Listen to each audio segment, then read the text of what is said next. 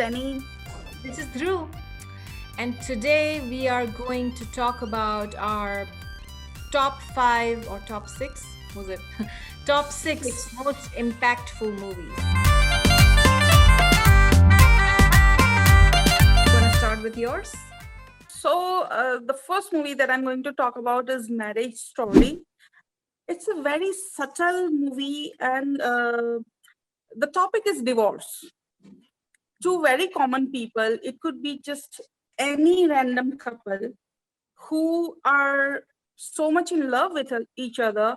They have so much in common. They have done so much for each other. They mean so much to each other, but still things are not working out. They are at a they are in such a condition where uh, they now want to prioritize themselves. So basically what I realized from this is being in love could be different things for every different individual, but sometimes being in love and continuing to be in love is something like Maslow's uh, that hierarchy. You have basic needs, you have a hierarchy of needs, and the highest point is self-actualization. But once you attain self-actualization, it's not like something that is permanent. Once you reach there, you could go down. So that's the same way I feel that a marriage works. You may fall in love with a person, and sometimes it becomes less, it becomes you fall out of love maybe, and then you again have to go back to that state. So that's what I found personally. I realized from this movie. So, Marriage Story is a 2019 romance drama movie. It won Academy Awards, Academy Award for Best Actress in a Supporting Role. It is a story about a stage director and his actor wife's struggle through a grueling coast to coast divorce that pushes them to their personal and creative extremes. So, for my selection, I actually want to lump two movies together for what they represent in my life, which is The Secret Life of Walter Mitty and Into the Wild. And the essence of both movies is following your heart. Of course, the essence in both movies is also traveling and going out and exploring. But to me, it could mean anything. It could mean just like being real to your values. For example, like there are many people who look at financial videos, and it also affected me during the pandemic, where I was like, okay, this is how you multiply your money. And one of the key takeaways for financial well-being is living below your means, right? But then to what extent? The point is, you get so drawn into the game of making money that you forget why you're making money. Sometimes we get so drawn into one process that we compromise all the other processes. And so these movies to me are a reminder of being true to your values, which is my values are similar to this movie, which is world exploration or traveling or these real experiences. And money is a means to that. Money is not the goal, it's a means to that. Anytime I fumble or anytime I get too drawn into a process, forgetting why I am in that process to begin with, then these movies are my go-to movies to remind me uh, what I stand for. True, and in today's world, it's very easy to get drawn towards materialism rather than. I mean, you forget what you are striving for. It's not just the money. Money is just a means to an end. Right. And it's about a balance, right? It's not like you want to use up all your money to travel. Um, Too much of something and misbalances everything. It's like you're juggling things, right? You're really like, you cannot focus on one ball and just like marvel at it and get too drawn into it. You have to remember there's everything else that you have to juggle. So that's Very what. nicely put, actually. So, The Secret Life of Walter Mitty is a 2013 comedy, drama, fantasy kind of a movie. The plot is when both he and a colleague are about to lose their job, Walter takes action by embarking on an adventure more extraordinary than anything he could have ever imagined. Also, Into the Wild is a 2007 adventure biography drama movie.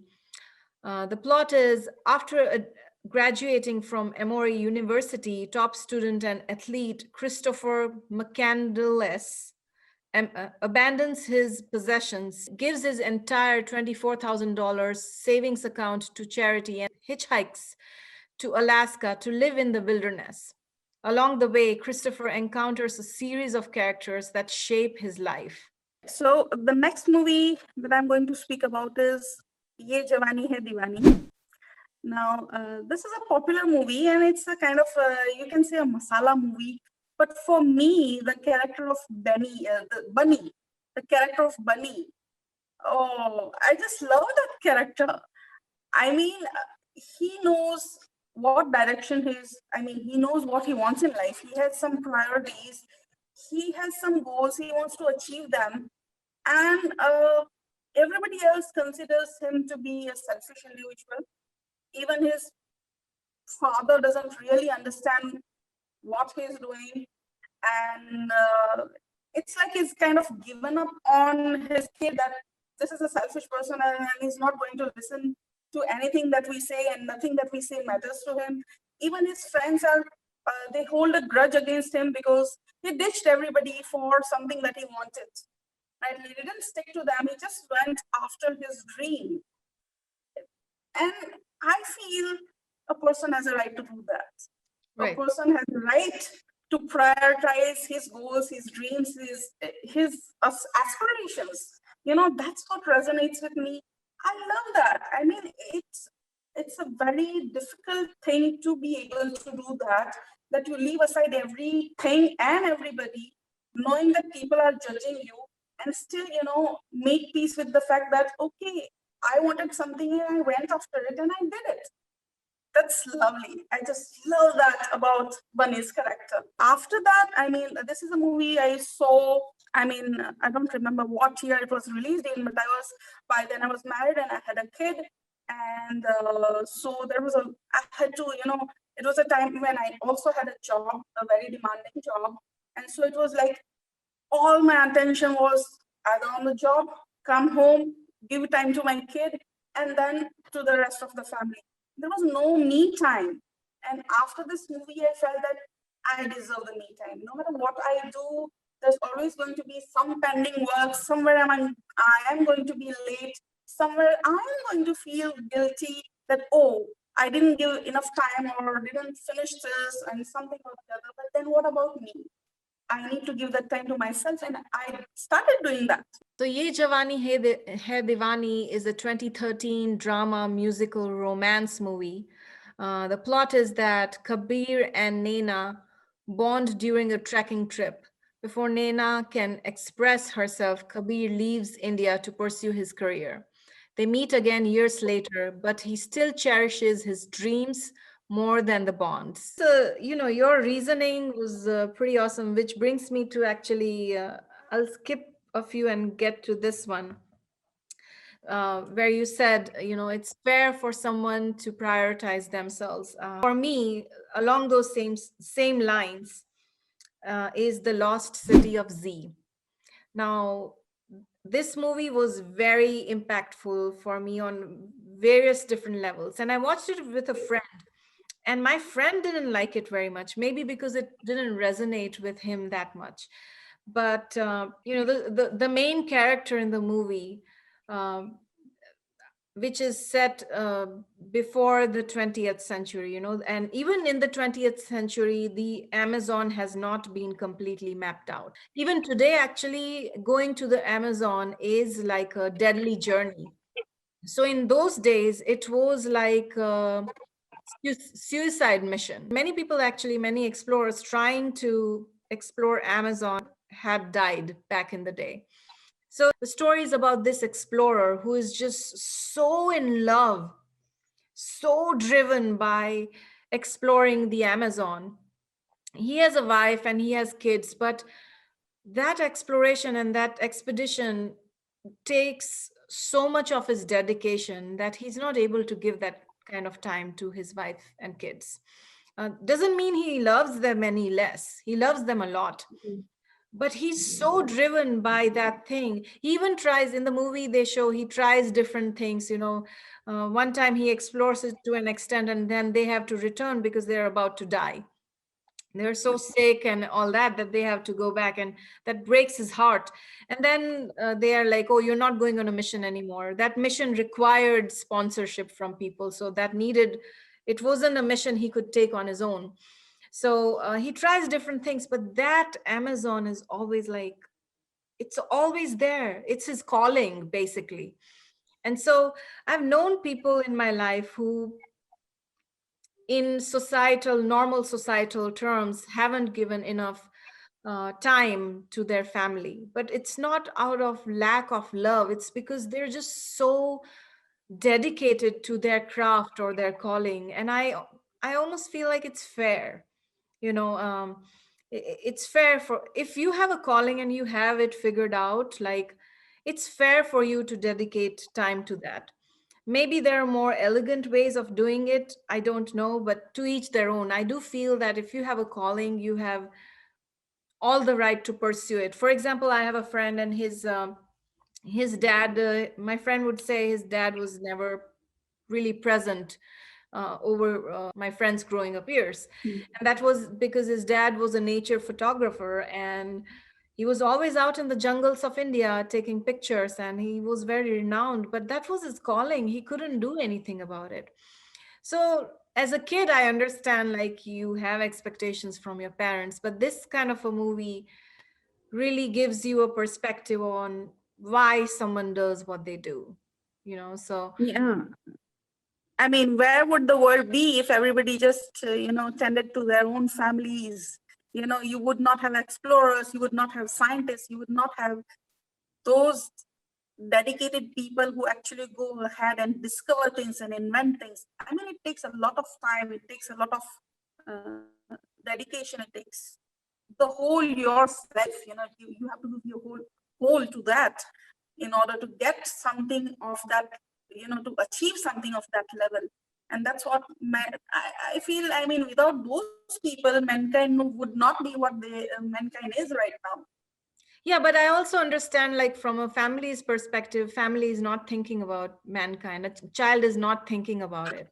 And it's a movie that can be shown to children like that, who have, or people like that, who have had complaints from their parents, of their parents, about their parents, that they didn't give enough time to us. This movie would give them a perspective of why and what that is like, that calling is.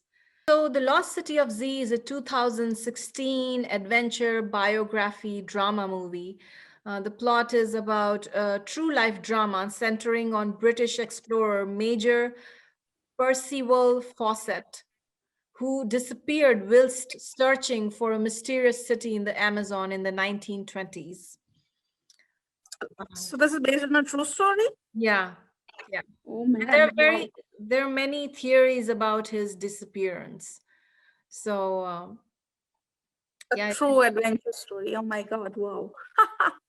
So the next movie that I'm going to talk about is Meri Pyari Bindu. And this is about, I mean, it's a guy and a girl. They've grown up together. They're the best of friends. They are neighbors. They are partners in crime. And the boy falls in love with the girl.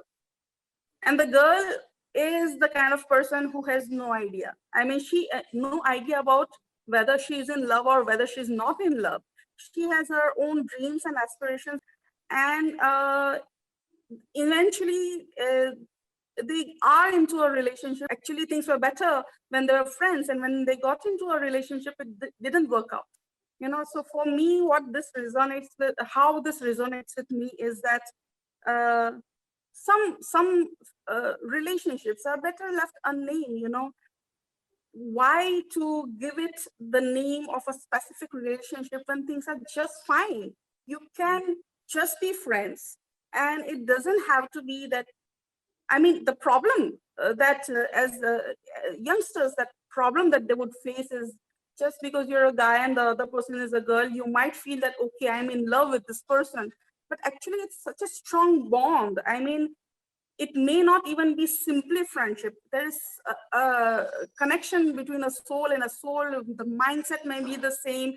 You're just attracted to the other person. It doesn't have to be a specific relationship that you need to name and something. Let it be the way it is. And you can have that kind of friendship or unconditional love, and you can love and respect the other person despite that person being nobody to you in the name that the society would give. Okay, this is your wife, or this is your friend, or this is something or somebody.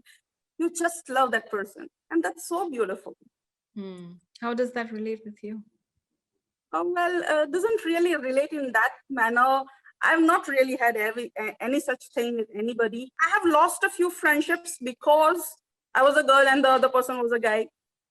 Yeah. Because people, want to name, okay, you are my this, and then things go out of order, and Right. you lose beautiful relationship because of that, just because you want to name it. Right. So Meri Pyari Bindu is a 2017 romance music movie. The plot is around two characters. Favorite songs, past memories, and an ex-girlfriend inspire a successful writer to pen an old-fashioned love story. The next movie on my list is A Clockwork Orange. Now, this is a horrifying movie to watch. Uh, you cannot, I feel like I cannot watch it again. But it was a very impactful movie nonetheless. It's an intense movie to watch. And so the way it impacted me is that, growing up, I was kind of like a volatile personality. I'm like, you wronged me, I will wrong you, like tit for tat. I really believed in the concept of revenge, like sweet, sweet revenge. That's what I believed. And I only felt like forgiving someone was for the weak because they couldn't do anything about it. Now, this movie is about the way I remember it is like there's this group of four guys, but there's one main guy, the main character. They go around town just doing the most horrible things ever, just out there, just doing things because they liked it and they were pretty perverse, and then eventually there comes a point when we follow the main character. He gets caught and he is sent to a correctional facility. That correctional facility not only takes away that aspect of him, of being murderous and perverse, but it takes away everything. He is changed to the extent that he is like a vegetable mentally. Like, of course, he can function as a person, but he just becomes this docile person, one person who was so powerful doing wrong things, but now he becomes so docile that he can't even defend himself. He becomes that kind of a character. And then the character, we follow the character out in the world. He's released into the world. And the story goes through him coming across again with those characters that he wronged. And those characters, because they believe he wronged me, why should I spare him? They all take revenge one after the other as the story progresses. This was the only movie that really impacted me to think that revenge is actually not a good thing, that two wrongs do not make a right. And this was one of the most amazing movies in that sense, that for someone to for a movie to change your mindset in that way, that just because someone wronged you doesn't mean you wrong them. I mean, maybe you take your time to forgive someone or whatever, or maybe you don't forgive someone, but when you are in power, it's not really justified to wrong someone. And even after, say, in that moment you have that rage and someone has really done something so bad to you, and then you end up doing something bad, what after that? Do you really feel good after that, or do you feel lost after that? Like, what is the after effect of that? What is the long game about something like that, is what this movie made me question and think about. So I thought it was a fantastic movie. A Clockwork Orange is a 1971 crime drama sci-fi movie. The plot goes like, in the future, a sadistic gang leader is imprisoned and volunteers for a conduct aversion experiment, but it doesn't go as planned. All right. And now coming to the next movie that I feel impacted me is The Terminus. So there's this guy, Victor Navrosky. He's traveled all the way to USA to get a professional baseball player's autograph for his dying father. But what happens is before he leaves the US airport and enters, I think it was New York City, if I'm not wrong, but before he leaves the airport's gates and enters the city, there's a curfew imposed in his own country, right? And then suddenly, because there is a coup, because of a military coup or something, and suddenly he becomes a countryless person. And so he can neither enter the city, neither can he leave and go back to his own country. All flights are cancelled and he has lost his country. So he's a person, he's a citizen of nowhere. And then what happens is that he is stuck in the airport. The guy who was in charge at the airport, he was completely unsympathetic and he actually tried to make things from bad to worse for Victor. He didn't support him. He tried to make it sure that Victor would not be able to survive, and somehow it becomes an ego thing for that manager.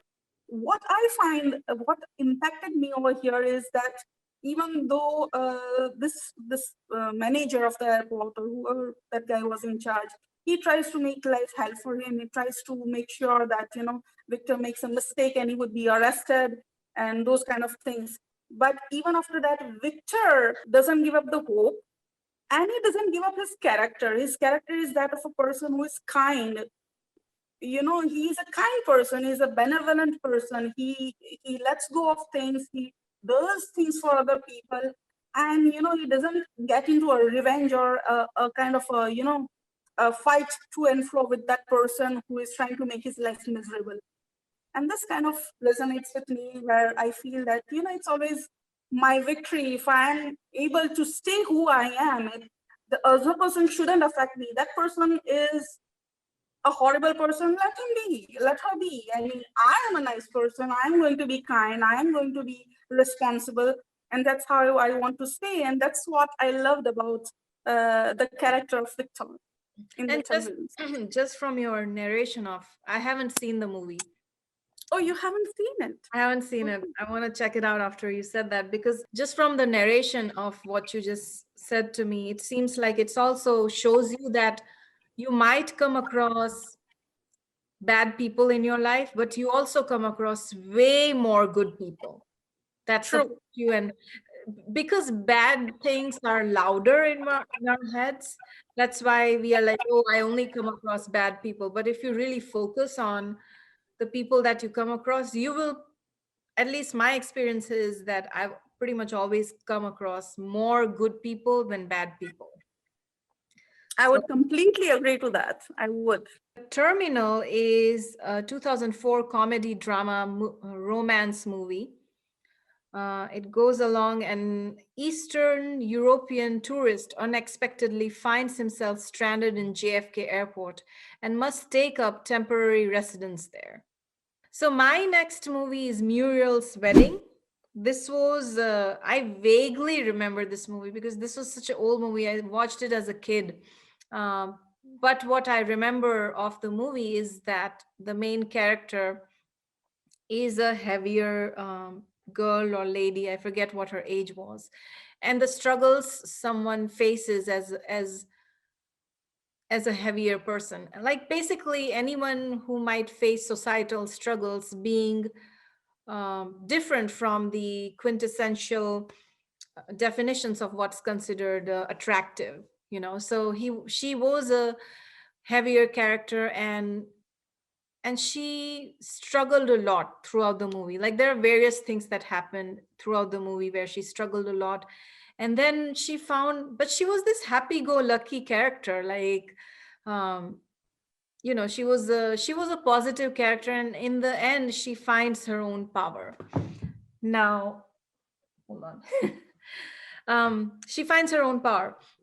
Now, growing up, in our Indian classrooms, there are two kinds of people, two kinds of children who are popular. One is the attractive kind, and the other is the rankers, or the teacher's pets, or whatever. I mean, a ranker doesn't have to be a teacher's pet, but they are the popular kids.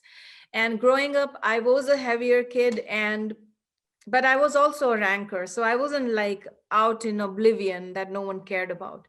But this movie resonated with me being a heavier kid, but also brought out, it made me more empathetic to people who were not popular. So there were other kids who were dorky, who were either not attractive as what society thinks of them, and or they weren't the best in studies, so no one really cared about them. They're kind of background characters. But a classroom is basically a small ecosystem of how the world operates. That's how the world operates, right? The brainy and the attractive get all the attention, and if you're a bit of both or a lot of both, then you have got the jackpot in in this world. I started focusing on them. I started reaching out to them. I started being kinder to them than I was before. So, Muriel's Wedding is a 1994 comedy drama. A young social outcast in Australia steals money from her parents to finance a vacation where she hopes to find happiness and perhaps love.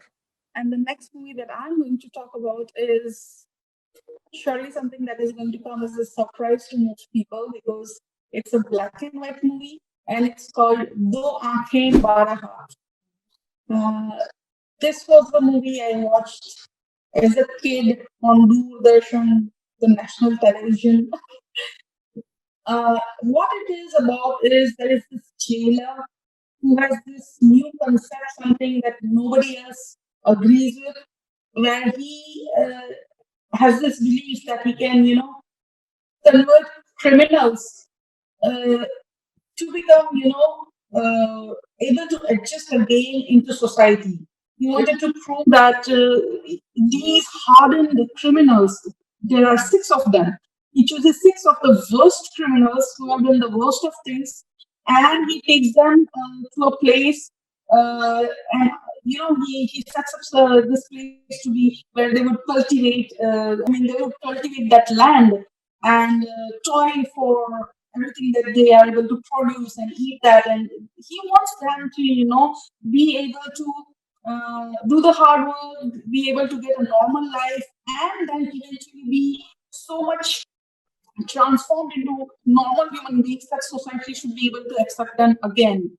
And definitely, those are hardened criminals. They don't come easy, and he has a tough time, getting them to do everything that he's asking them to do. But whatever he asks them to do, he does it with love. He shows concern. He shows that I care for you, and because I care for you and because I believe in you, I expect you to behave the same. And then he keeps on asking them to not be violent, to not be aggressive, those kind of things. And again, in the whole movie, what we see is various flavors to each of the characters. Even every criminal, why he turned into a criminal, why did he do those hideous crimes that they did?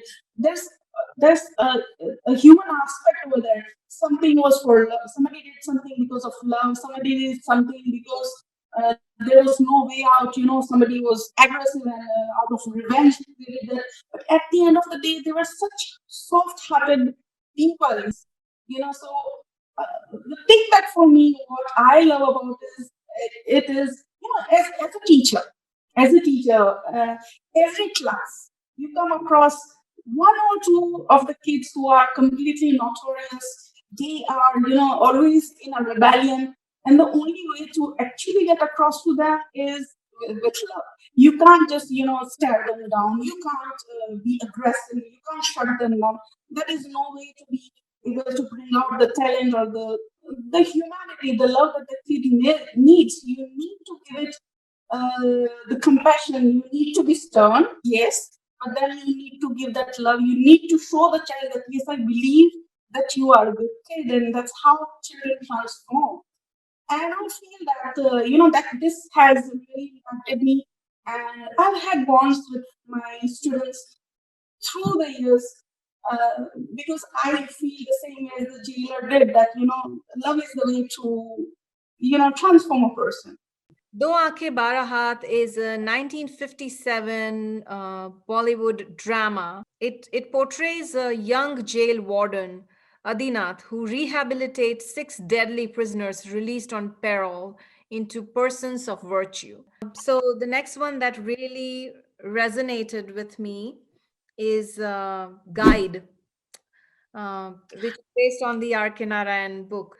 And there are so many things to that movie, but one of the biggest takeaways I got after reaching a certain point in life, and this is something even Arnold Schwarzenegger talks about in his 6 rules of success, is the last rule is giving back to society. you know um so there is this innate human need where when you have enough, of course there are different levels to your existence, right? Like first you have to take care of your needs, like survival, then what you want, so needs, wants, and then you think about other things, right? Like you always want something to do and you're like, what next? And Mm. that's where I feel like, whether it's community service or volunteering or anything like that, that brings a lot of value to your life. And for me, like recently I've focused on like traveling with our parents, right? That's like doing Correct. something for someone else that brings a lot of value to you. That is why most people, I would think, want to have kids, because it's something beyond yourself. It's like you want to do things for other people. Why are those videos of Ellen so popular, where she's giving out money, gift cards or whatever it is? And why are they so addictive? Because we all have that innate nature of wanting to do something good for other people. I believe that. So in this movie, the main character Raju is kind of selfish and self-centered. I mean, I wouldn't call him like very selfish, but he is self-centered, and he's so involved in his own world. And then he falls in love, and then he starts slowly going on that journey of thinking beyond himself. And then towards the end of the movie, he's kind of a con man, or he's not really a monk, but he goes to a village where people treat him like he's a monk, and then the village is going through a dry spell, and the village is full of farmers and their crops are dying. That means they wouldn't have any money to survive. They also start believing that uh, he's fasting for the village, and his fasting will bring rain. So they put so much faith in him that he is so moved that he actually takes on that role. And I think his love was the driving force for him to become that way, to make that sacrifice, for the villagers, where his love for Rosie drives him to that level of almost nirvana, or whatever you want to call it. Yes. He goes beyond Yes. himself because that love is the catalyst for him. So, Guide is a 1965 Bollywood drama, music, romance film. The plot goes like: when mistaken to be a sage by some villagers, an ex tour guide reflects on his past and lost love to search for spiritual wisdom to guide the villagers. So guys, if you liked our video, please subscribe to our channel. Actually go ahead and give us a like on the video and hit that bell icon so that you are notified every time we upload a new video. Also, let us know in the comments how we're doing, or if there is anything else you would want us to talk about or review. Until next time, फिर मिलेंगे. फिर मिलेंगे.